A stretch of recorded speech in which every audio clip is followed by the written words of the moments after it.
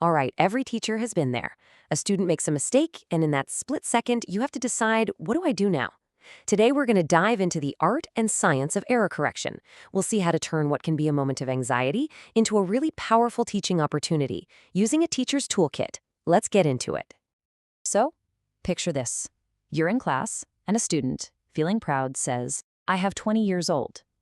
It's a super common error, right? So what's your next move? Do you stop everything to break down the grammar? Do you just let it go to keep the conversation flowing? Or is there another way? This one little moment is a dilemma teachers face every single day. And that right there, that's the heart of the correction conundrum. You know, these aren't just small decisions. They actually shape a student's confidence, how willing they are to speak up, and really how they learn. If you get it right, you can build this amazing bridge to fluency. But if you get it wrong, you might just build a wall. Okay, so before we open up our toolkit, let's just make sure we're on the same page. At its very core, error correction is just any kind of feedback that lets a student know their language use was incorrect.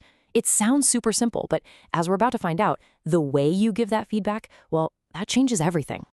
When you boil it all down, correction strategies really follow two main paths. You can go the implicit route, which is more subtle, kind of indirect, or you can be explicit, which is very direct and super clear. Now, neither one is better than the other, not at all. They're just different approaches for totally different situations. And this really lays it all out, doesn't it? Think of implicit correction like a gentle nudge. It's meant to keep the conversation going smoothly. Explicit correction, on the other hand, it's like a big, clear signpost. It stops the conversation to focus directly on the grammar rule. Which one you choose really depends on what your goal is in that exact moment. All right, so it's time to open up that toolkit. Instead of thinking about correction as this one single thing, let's imagine it as a set of really specific tools, where each one is designed for a specific job. Knowing which tool to pull out and when, that is the mark of an expert teacher. So, our first tool is called the recast. This is probably the most common way to give that implicit, subtle feedback. What you're doing is basically modeling the correct language right back to the student, but you do it in a natural, conversational way. You never actually say, "Nope, that was wrong." Just look at how seamless this is. The student says go, and the teacher just naturally replies with went. The past tense gets corrected, but the conversation keeps right on moving. The focus stays on the meaning, on the communication, not on the mistake itself. Okay, our next tool is the clarification request.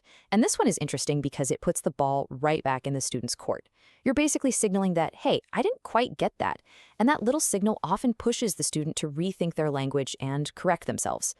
You see how that works? A simple, "I'm sorry, I don't understand," prompts the student to pause and reconsider their word choice. A lot of the time, they actually know the right word, taller. They just need a little nudge to find it. And this is so good for building their ability to self-monitor. And our third tool is called metalinguistic feedback. I know, it sounds a little academic, but the idea is actually pretty simple. It's a bit more direct, but it still puts the power in the student's hands. Instead of just giving them the answer, you give them a clue. You're asking them to think about the rules of the language. This approach is absolutely fantastic when you're targeting specific grammar points you've been practicing. That little question, what do we need on the verb? It activates the student's brain. It makes them access what they already know so they can add the S all by themselves. They are doing the hard work, not you. So there we have it. Recasting, clarification requests, and metalinguistic feedback. But, just like a carpenter with a hammer, having the tools isn't enough. Knowing when to use each tool, that's what really matters. The context, the lesson, the student, the activity, it's everything. Here's a pretty simple way to think about it. If your main goal is fluency, you just want to get your students talking and sharing ideas, a subtle recast is perfect. Why? Because it doesn't stop the conversation. But if your goal is accuracy, like really nailing a specific grammar point, then a more explicit tool, like that metalinguistic feedback, is going to be way more effective. And of course, there's more to it than that. You have to read the room, read the student. A beginner might need more direct, obvious help. An advanced learner, they can probably handle a clarification request. And think about personality. A shy student might get discouraged by a direct correction, while a really confident one might actually welcome it. Okay, for our final thought, let's just zoom out a little bit. As we've seen, good correction isn't about jumping on every single mistake. No way. It's strategic, it's thoughtful, and it always serves a bigger purpose than just being right. And honestly, this is the biggest takeaway. The whole point of all these tools and strategies isn't to create students who can write grammatically perfect sentences.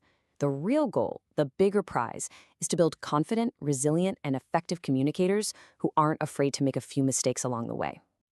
So the next time a student says, I have 20 years old, just pause for a second and ask yourself this question. Your answer is going to tell you exactly which tool you need to reach for. Thanks so much for joining me.